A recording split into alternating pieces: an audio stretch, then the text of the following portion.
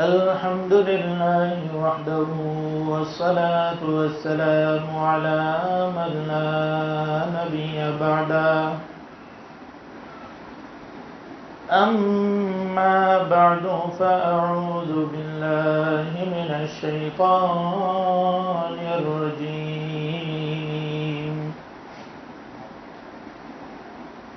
بسم الله الرحمن الرحيم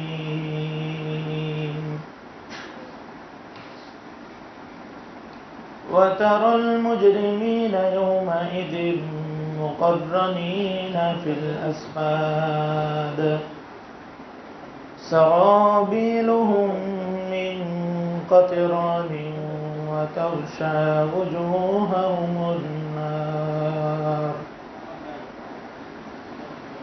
وقال الله سبحانه وتعالى في موضع آخر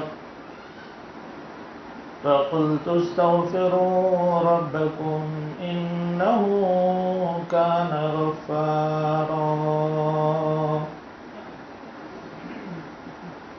صدق الله المولانا العظيم وصدق رسوله النبي الأمي الكريم ونحن على ذلك من الشاهدين والشاكرين والحمد لله رب العالمين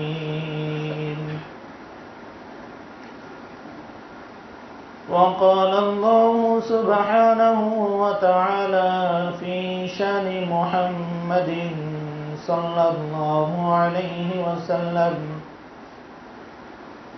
إن الله وملائكته يصلون على النبي يا أيها الذين آمنوا صلوا عليه وسلموا تسليما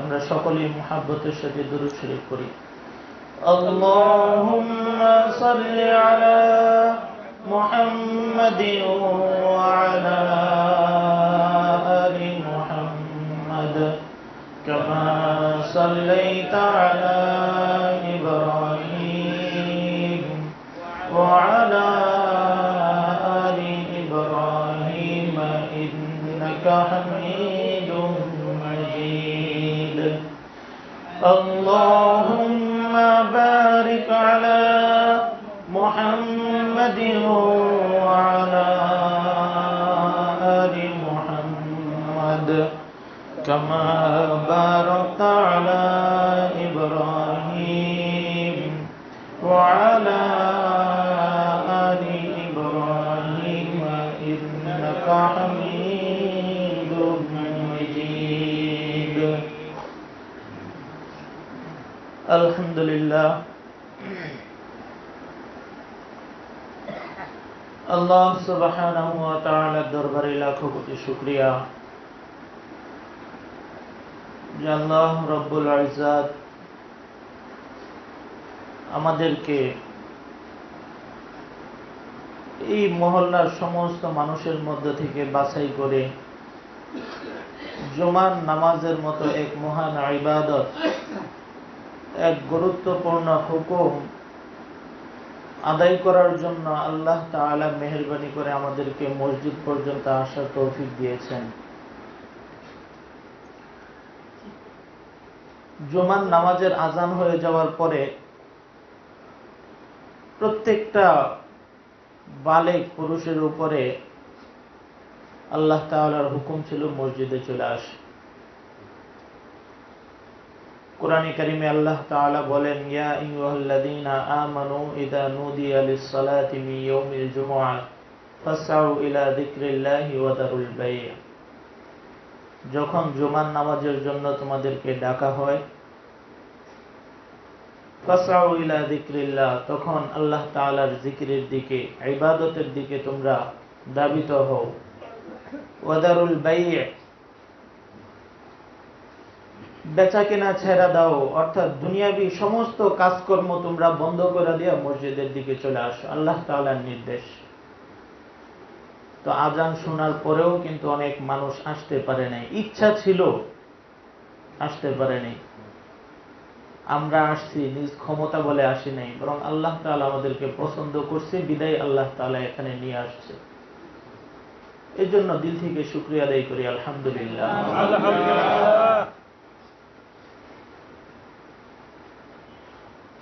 মানুষের মরার পরে মানুষের দুইটা রাস্তা, দুইটা পথ খোলা থাকবে, হয়তোবা সে জান্নাতি হবে, না হয়তোবা সে জাহান্নামী হবে। কুরআনে কারিমে আল্লাহ তাআলা বলতেছেন, কুল্লু নাফসিন যায়িকাতুল মাউত, প্রত্যেকটা প্রাণীকে মৃত্যুবরণ করতে হবে এবং মৃত্যুর পরে প্রত্যেকটা মানুষের কাজকর্মের পরিপূর্ণ হিসাব নেওয়া হবে এবং তার পরিপূর্ণ বিনিময়ও তাকে দেওয়া হবে। যেমন হিসাব নিবেন তেমন বিনিময় দান করবেন। যদি কেউ ভালো করে তাহলে তাকে পুরস্কৃত করা হবে, আর যদি কেউ খারাপ করে তাহলে তার শাস্তিও তাকে ভোগ করতে হবে। তবে সফলতা ওই ব্যক্তি অর্জন করবে, ওয়া ইন্নামা তুওয়াফাউনা উজুরাকুম ইয়াওমাল কিয়ামা ফামান যুহজিহা আনিন নার ওয়া উদখিলাল জান্নাতা ফাকাদ ফাজ। বলতেছে কিয়ামতের দিন যে ব্যক্তি নাকি আল্লাহ তাআলার আযাব থেকে বাইচা জান্নাতে প্রবেশ করতে পারবে সেই হলো সফল কাম। তো আল্লাহ তাআলার আযাব থেকে বাঁচার জন্য বান্দার কিছু কিছু করণীয় আছে, কিছু কিছু করণীয় আছে, কিছু কিছু বর্জনীয় আছে। কিছু কাজ করার নাম ইবাদত, আবার কিছু কাজ না করার নাম ইবাদত।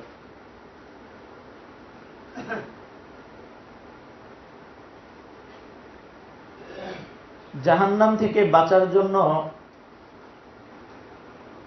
সবচেয়ে বেশি জরুরি যে জিনিসটা, এটা হলো গুনাহ থেকে বেঁচে থাকা। কিয়ামতের দিন মানুষ জাহান্নামী হবে গুনার কারণে। যার গুনাহ নাই তাকে তো আল্লাহ তাআলা জাহান্নামে দেওয়ার কোনো প্রশ্নই আসে না। যার গুনাহ নাই আল্লাহ তাআলা কি তাকে জাহান্নামে দিবে? তাকে আল্লাহ তাআলা জাহান্নামে দিবে না।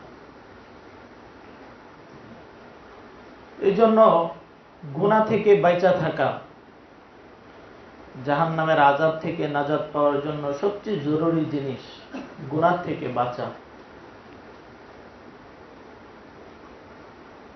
এখন আমাদের অবস্থা তো এরকম যে আমরা গুনাহ থেকে বাঁচবো তো দূরের কথা, বরং গুনাহের কাজের মধ্যে আরো প্রতিযোগিতা করি, কে কার থেকে বেশি করতে পারি, এই প্রতিযোগিতা চলতেছে। মুমিনের প্রথম কাজ, মানুষের প্রথম কাজ হলো গুনাহ থেকে বাঁচা থাকা, কিন্তু তারপরেও মানুষ বলতে গুনাহ হবেই, বাঁচার চেষ্টা করবে, তারপরেও গুনাহ হবে, গুনাহ হইলে আবার সে তওবা করবে। এটাই হলো মুমিনের পরিচয়। মানুষ, ফেরেশতা আর শয়তান, এই তিনটার মধ্যে পার্থক্য কি জানেন? যে গুনাহ করে না বা গুনাহ করার ক্ষমতাই যার মধ্যে নাই, সে হলো ফেরেশতা। যাকে আল্লাহ তাআলা গুনাহ করার মতো কোনো ক্ষমতাই আল্লাহ তাআলা যাকে দেন নাই। গুনাহ কি জিনিস যে বুঝে না, আল্লাহ তাআলা যেই ফেরেশতাকে যেই কাজের জন্য যেরকম ভাবে যেখানে হুকুম করছেন, ওই ফেরেশতা কিয়ামত পর্যন্ত ওইরকম ভাবেই আল্লাহ তাআলার নির্দেশ পালন করতে থাকবেন, আল্লাহ তাআলার ইবাদত করতে থাকবেন। আর মানুষ বলা হয় তাকে যে গুনাহ থেকে বাঁচতে চেষ্টা করবে, কিন্তু তারপরেও তার দ্বারা গুনাহ হয়ে যাবে, কিন্তু গুনাহ হওয়ার পরে যে আবার আল্লাহ তাআলার কাছে তওবা করবে, সে হলো মানুষ। গুনাহ হওয়ার পরে, একটা অন্যায় হওয়ার পরে যে আল্লাহ তাআলার কাছে বলবে যে আল্লাহ মাফ করে দাও, ভুল করছি, অন্যায় করছি, সে হলো মানুষ। আর যে গুনাহ করে, গুনাহ করার পরে বুঝে আমি অন্যায় করছি কিন্তু আল্লাহ তাআলার কাছে ক্ষমা চায় না, ও হলো ইবলিস। যে গুনাহ করার পরেও ক্ষমা চাইতে জানে না, সে হলো শয়তান, ইবলিস। আর যে গুনাহ করে আবার আল্লাহ তাআলার কাছে ক্ষমা চায়, সে হলো মানুষ। আর যে গুনাহ করতেই জানে না, সে হলো ফেরেশতা। তো মানুষের প্রথম কাজ হলো গুনাহ থেকে বাঁচা থাকা। এখন আমাদের একটু চিন্তা ফিকির করা উচিত যে আমরা কি আসলেই গুনাহ থেকে বাঁচতে চেষ্টা করি কিনা। আমাদের 24 ঘন্টা যেরকম ভাবে অতিবাহিত হয়, আমাদের মধ্যে দৈনিক এমন হাজারো কাজ আমাদের দ্বারা ঘটতেছে যেগুলোকে আমরা গুনাহই মনে করি না, যেগুলোকে আমরা অন্যায় মনে করি না। আমার চোখ নাজায়েজ জিনিস দেখতেছে, আমার চোখ বেপরদা নারীর দিকে পড়তেছে, আমার কান মানুষের গীবত শিকায়েত শুনতেছে, আমার হাত অন্যায়ের দিকে চলতেছে, আমার মুখ হারাম খাইতেছে, আমার কান গান বাদ্য শুনতেছে। এগুলো সব কবিরা গুনাহ, অথচ এগুলো কিন্তু আমাদের কাছে গুনাহই মনে হয় না। আমরা তো নিজেদেরকে পাক্কা মুমিন মনে করে বসে আছি। যারা আমরা নামাজ রোজা করি না, তাদেরও দাবি যে আমরা মুসলমান। আর যারা আমরা 5 ওয়াক্ত নামাজ পড়ি, তাদের তো কোনো কথাই নেই, মন মানসিকতা এমন মনে হয় যে আমরা অনেক বড় আল্লাহর ওলি হয়ে গেছি। অথচ এই যে আমার দ্বারা, আমার চলতে ফিরতে চোখের দ্বারা গুনাহ হইতেছে, হাতের দ্বারা গুনাহ হইতেছে, জবানের দ্বারা গুনাহ হইতেছে, পায়ের দ্বারা গুনাহ হইতেছে, কখনো কি কোনো দিন আমরা কি এটা চিন্তা করছি যে এইগুলো আমার অন্যায় হইতেছে, আমি আল্লাহ তাআলার কাছে একটু ক্ষমা চাইছি কখনো? না। প্রত্যেকটা কাজের শুরুতে একটু চিন্তা করা উচিত, প্রত্যেকটা জিনিস দেখার আগে চিন্তা করা উচিত যে আমার এই দেখাটা কি জায়েজ না নাজায়েজ। প্রত্যেকটা কথা শোনার আগে চিন্তা করা উচিত যে আমি যেটা শুনতেছি সেটা কি জায়েজ না নাজায়েজ, আমি যেটা খাইতেছি সেটা হালাল না হারাম। আসলে মানুষ জান্নাত পাওয়া কিন্তু তেমন কঠিন কিছু না, শুধুমাত্র একটু চিন্তা ভাবনা, শুধুমাত্র একটু ফিকির, যে আমি যখন যেটা করতেছি এটা যদি হালাল হয় বাস করলাম, আর যদি হারাম হয় তাহলে এটা থেকে চলে আসলাম। তো গুনাহ থেকে বাঁচা থাকা, এটা হলো মুমিনের সবচেয়ে বড় জরুরি জিনিস।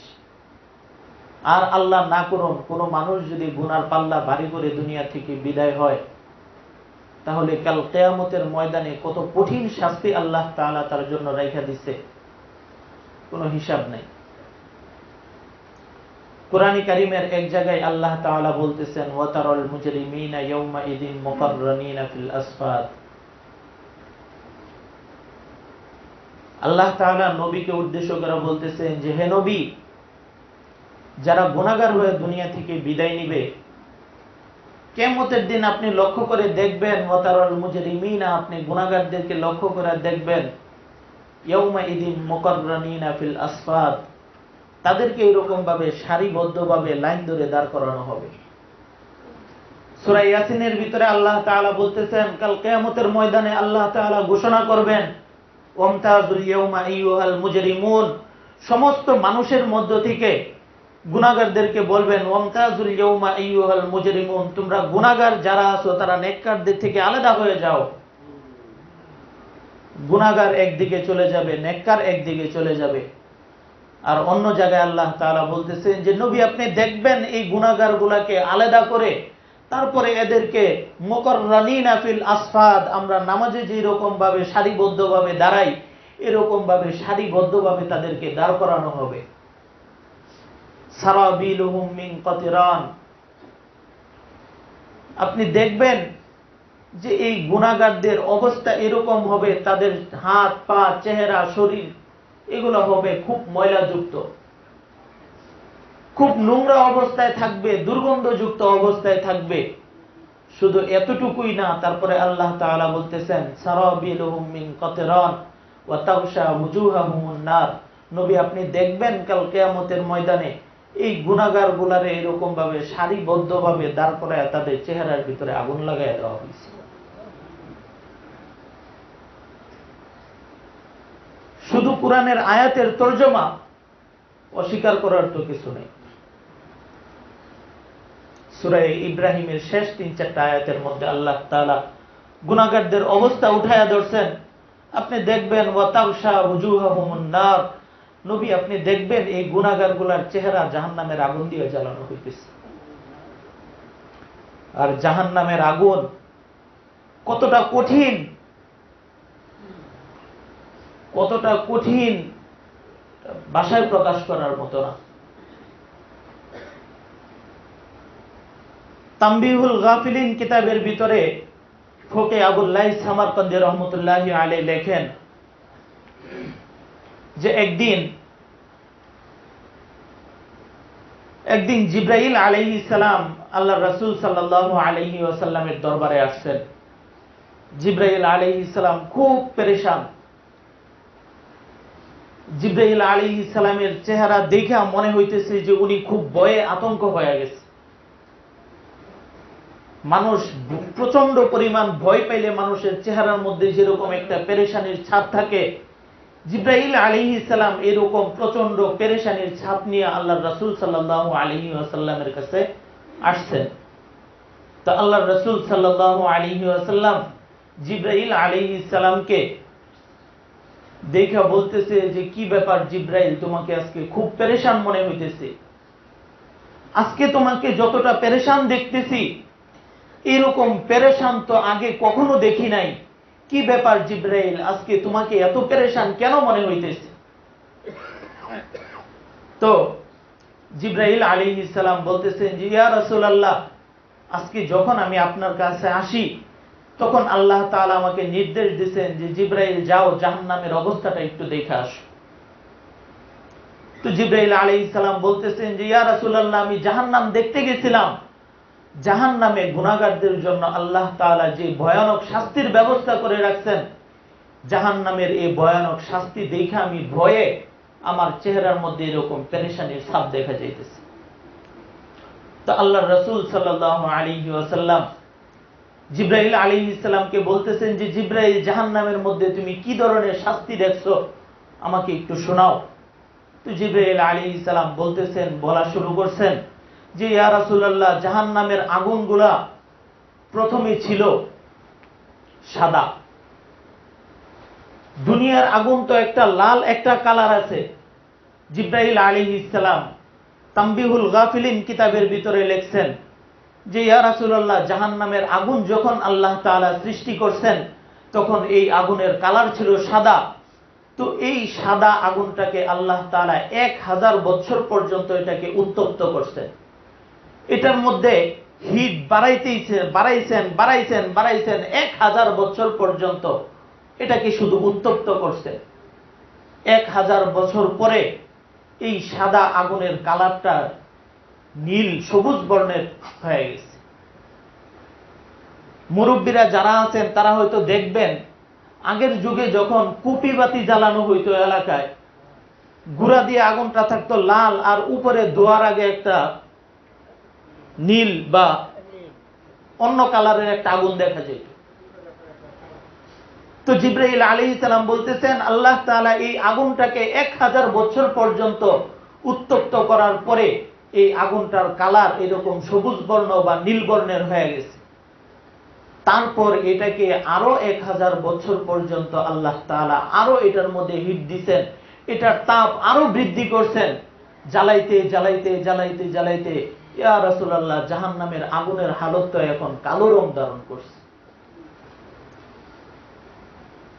বলতেছে জাহান্নামের ভিতরে আল্লাহ তাআলা গুনাহগারদেরকে বাঁধার জন্য এমন এমন শিকলের ব্যবস্থা করে রাখছেন যে এই শিকলগুলা যদি দুনিয়ার সবচাইতে শক্তিশালী পাহাড়ের উপরে এই জাহান্নামের শিকলগুলাকে রাখা হয় তাহলে এই পাহাড়গুলা ধুইসা যাবে।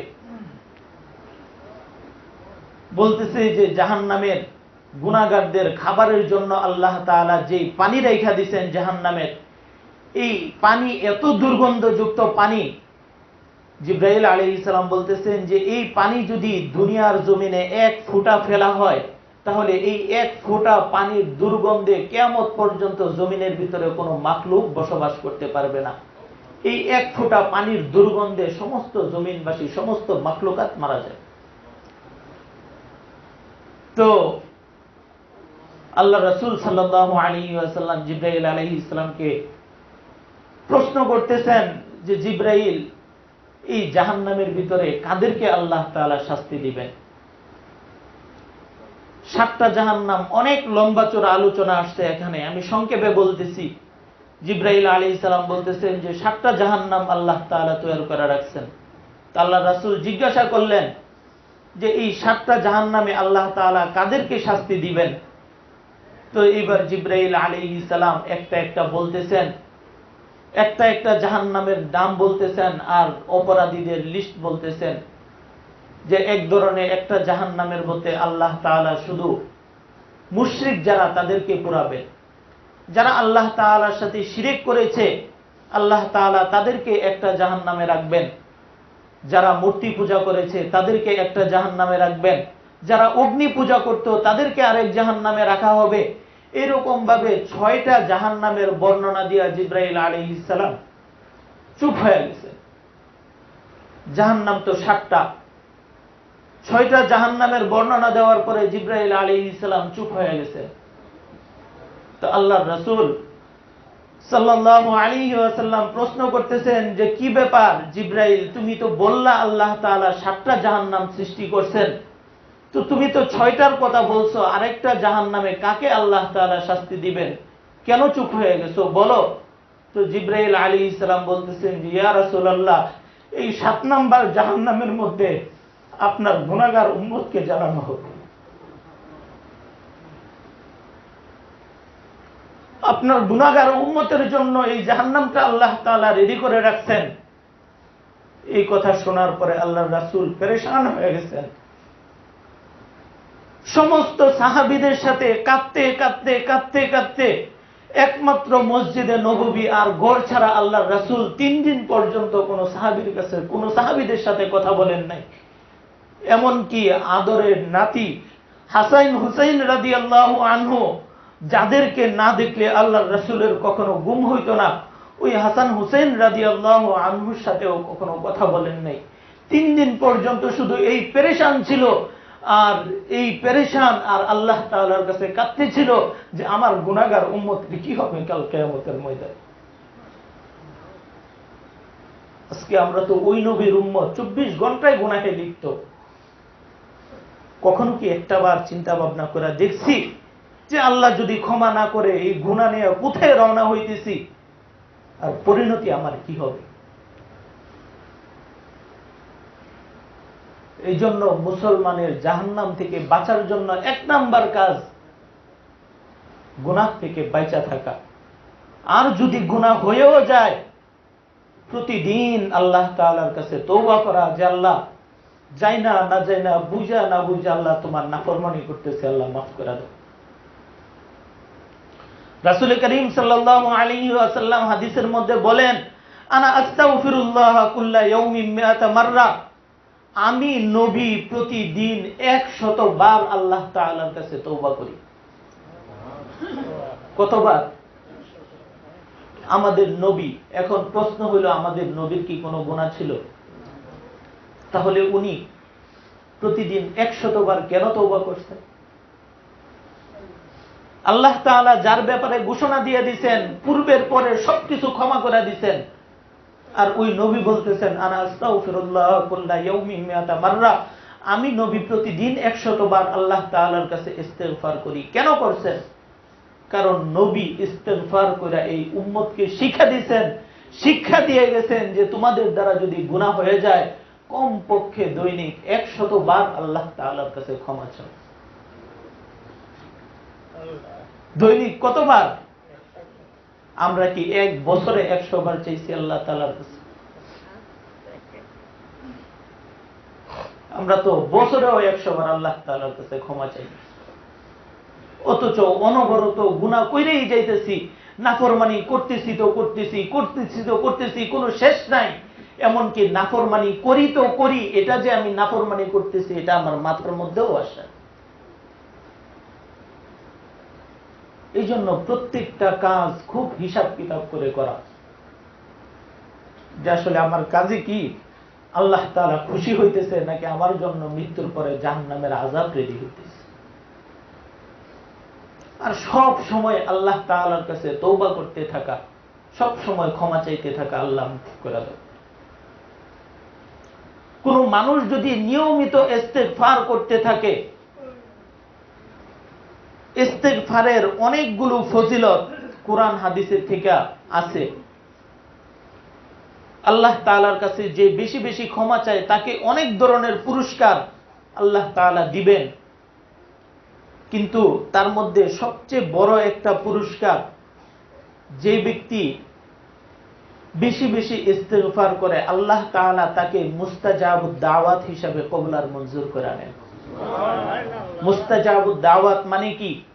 মুস্তাজাবুদ দাওয়াত মানে হইল আল্লাহ তাআলা ওই ব্যক্তির জবানকে এমন জবান বানায়া দেন, সে যখন যেভাবে, যখন যেখানে যেভাবে যা কিছু আল্লাহ তাআলার কাছে চাইবে, আল্লাহ তাআলা হুবহু তাকে ওইভাবে ওইরকম ভাবে ওই জিনিসটা দিয়ে দিবেন। আল্লাহ তাআলার কাছে যে দোয়া করবে আল্লাহ তাআলা তার ওই দোয়াটাই কবুল করে নেবেন। আমি ছোট্ট একটা ঘটনা বলি। ইমাম আহমদ ইবনে হাম্বল রহমতুল্লাহি আলাইহি, 4 মাযহাবের এক মাযহাবের ইমাম, উনি একটা মাসআলা শিক্ষা করার জন্য এক উস্তাদের দরবারে যাইতেছিলেন। এখনকার যুগে মাদ্রাসা আছে, তৎকালীন যুগে মাদ্রাসা ছিল না, নিয়মিত কোনো শিক্ষা ব্যবস্থা ছিল না। মানুষ ইলম শিখতো, যদি জানতো যে এখান থেকে 100 মাইল দূরে একজনের কাছে গেলে একটা হাদিস শিখা যাবে, একটা মাসআলা শিখা যাবে, তাহলে এই 100 মাইল 200 মাইল পায়ে হাইটা একদিন, 2 দিন, 3 দিন, 1 সপ্তাহ, 2 সপ্তাহ, এমনকি মাসের পর মাসও সফর করে চলে গেছে একটা মাসলা শিক্ষা করার জন্য। কিন্তু বর্তমান যুগে তো সমস্ত কোরআন হাদিস আর মাসলা মাসাইল এক মাদ্রাসার ভিতরে ঢুকায় দেওয়া হয়েছে। তৎকালীন যুগে এটা ছিল না। তো ইমাম আহমদ ইবনে হাম্বল রহমতুল্লাহি আলাইহি একটা মাসআলা শিক্ষা করার জন্য একজন আলেমের দরবারে রওনা হয়েছেন। পথিমধ্যে রাত্র হয়ে গেছে। রাত্র হয়ে যাওয়ার পরে উনি এক মসজিদে চিন্তা করলেন যে এক মসজিদে থাকি, রাত্রে আর কোথায় যাব, উনি মসজিদের বারান্দায় শুয়ে পড়লেন। তো মসজিদের খাদেম সে চিনতে পারে নাই যে উনি আহমদ ইবনে হাম্বল, যুগের যুগ শ্রেষ্ঠ একজন আলেম, একজন ইমাম, চিনতে পারে নাই। দারোয়ান আইসা রাত্রেবেলা মসজিদ থেকে তাড়ায় দিছে, কোত্থেকে আসছো, যাও, মসজিদ থেকে বের করে দিছে। তো উনি মসজিদ থেকে বের হয়ে হাঁটতে হাঁটতে হাঁটতে হাঁটতে সামনে দেখেন ছোটখাটো একটা বাজারের মতো একটা লোক রুটি বানাইতেছে। তো ইমাম আহমদ ইবনে হাম্বল রহমতুল্লাহি আলাইহি চিন্তা করলেন যে যাক, রাতের বেলা একজন সাথী তো পাওয়া গেল, যাই শীতের রাত্র আগুনের কাছে বৈশা থাকি, শীতটাও নিবারণ হবে, তার সাথে কথা বলতে বলতে আমার রাত্রটাও শেষ হবে। তো ইমাম আহমদ ইবনে হাম্বল রহমতুল্লাহি আলাইহি তার কাছে গেলেন। তো দেখলেন যে ওই লোকটার মধ্যে আশ্চর্যজনক একটা আমল। এই লোকটা, যে লোকটা রুটি বানাইতেছে, সে রুটি যখন আটাটা গোলায় তখনও বলতেছে আস্তাগফিরুল্লাহ, যখন এটাকে চুলায় দেয় তখনও বলে আস্তাগফিরুল্লাহ, যখন এটা উঠায় তখনও বলে আস্তাগফিরুল্লাহ। প্রত্যেকটা কথায় কথায় শুধু আস্তাগফিরুল্লাহ বলে। অর্থাৎ আস্তাগফিরুল্লাহর মানে কি? আল্লাহ মাফ করে দাও। আস্তাগফিরুল্লাহ মানে আল্লাহ তোমার কাছে ক্ষমা চাইতেছি, ইস্তেগফার চাইতেছি তোমার কাছে। তো ইমাম আহমদ ইবনে হাম্বল রহমতুল্লাহি আলাইহি তাকে প্রশ্ন করতেছেন, ইয়া খাব্বাস, কি ব্যাপার হে রুটি বানানেওয়ালা, তুমি প্রত্যেকটা কথায় কথায় তুমি আস্তাগফিরুল্লাহ পড়তেছো, এর বিনিময়ে তুমি কি পাও? তো ওই ব্যক্তি জবাব দিতেছে যে আস্তাগফিরুল্লাহ, এই যে প্রত্যেকটা কথায় কথায় আমি আস্তাগফিরুল্লাহ বলি, আল্লাহ তাআলার কাছে ক্ষমা চাই, এর বিনিময়ে আল্লাহ তাআলা আমার সমস্ত দোয়াগুলাকে কবুল আর মঞ্জুর করে নেয়। বলতেছে যে আমি আজ পর্যন্ত আল্লাহ তাআলার কাছে যত দোয়া করেছি, আল্লাহ তাআলা আমার সমস্ত দোয়া কবুল করছেন, শুধুমাত্র আল্লাহ তাআলা আমার একটা দোয়া কবুল করেন নাই। তো আহমদ ইবনে হাম্বল রহমতুল্লাহি আলাইহি বলতেছেন যে তোমার সব দোয়া আল্লাহ কবুল করছেন, শুধু একটা করেন নাই, তোমার কোন দোয়াটা আল্লাহ তাআলা কবুল করেন নাই? তো এইবার এই ব্যক্তি বলতেছে যে আমি আল্লাহ তাআলার কাছে দোয়া করছিলাম যে আল্লাহ, এই যুগের যুগ শ্রেষ্ঠ একজন আলেম আহমদ ইবনে হাম্বল, আমি শুনছি এই যুগে নাকি আহমদ ইবনে হাম্বল যুগ শ্রেষ্ঠ একজন আলেম, আল্লাহ মৃত্যুর পূর্বে তার সাথে সাক্ষাৎ না করে আমাকে মৃত্যু দিও না। আমি আল্লাহ তাআলার কাছে এই দোয়াটা করছিলাম, কিন্তু এখনো পর্যন্ত আল্লাহ তাআলা আমার এই দোয়া কবুল করেন নাই। এই কথা শোনার পরে আহমদ ইবনে হাম্বল রহমতুল্লাহি আলাইহির চোখ থেকে জর্জর করা পানি পড়তেছে। এই লোকটাকে যা জড়ায় ধরছে, জড়ায় ধরে ইমাম আহমদ ইবনে হাম্বল বলতেছে, ইয়া খাব্বাস, হে রুটি বানানেওয়ালা, আল্লাহ তাআলা তো তোমার এই দোয়াটাও কবুল করে নিয়েছে। আনা আহমদ ইবনে হাম্বল, আমি নিজে আহমদ ইবনে হাম্বল। আল্লাহ তাআলা তোমার দোয়া কবুল কইরা তোমার সাথে সাক্ষাৎ করার জন্য আল্লাহ তাআলা আমাকে এখানে পাঠায় দিয়েছে। এই জন্য কোন মানুষ যদি ইস্তেগফার করতে থাকে, তাহলে এক তো তার আখিরাতের গুনাহ মাফ হইতে থাকবে, আরেক হইল দুনিয়ার সমস্ত সমস্যার সমাধানগুলা এই ইস্তেগফারের দ্বারা আল্লাহ তাআলা করে দিবে। এই জন্য সকলে রাজি আছি তো এই কথাগুলা মানতে? আজকে আলোচনার মূল বিষয় কি বুঝলাম এর থেকে? মুমিনের এক নাম্বার কাজ, সে কখনো গুনাহ করবে না। সব সময় সর্বহালতে আল্লাহ তাআলার নাফরমানি থেকে বাঁচার চেষ্টা করবে। তারপরেও যদি গুনাহ হয়ে যায়, তাহলে আল্লাহ তাআলার কাছে নিয়মিত তওবা করতে থাকা, আল্লাহ তাআলার কাছে তওবা করতে থাকা। আল্লাহ তাআলা আমাদের সকলকে মাফ করে দিন। আল্লাহ তাআলা আমাদেরকে মৃত্যুর পরে জান্নাতুল ফেরদাউস নসিব করুন। আল্লাহ তাআলা গুনাহ খাতা মাফ করায় তারপরে দুনিয়া থেকে ঈমানের সাথে মৃত্যু নসিব করুন। ওয়া আখিরু দাওয়ানা আলহামদুলিল্লাহি রাব্বিল আলামিন।